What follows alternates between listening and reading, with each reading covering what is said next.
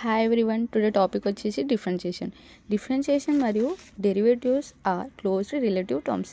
It's both refer to the finding the process of derivative is called differentiation formula వచ్చేసి d/dx x power of n is equal to n into x power of n minus 1. ఒక ఎగ్జాంపుల్గా తీసుకుంటే differentiation x² తీసుకుంటున్నాం. x² ఈ ఫార్ములాలో substitute చేసుకుంటే d/dx x² is equal to n అంటే 2 into xగానే రాసుకుంటాం. n అంటే 2 minus 1 is equal to 2 into x. 2 minus 1 అంటే 1, 2x వచ్చింది. ఇది డిఫరెన్షియేషన్ అన్నట్టు.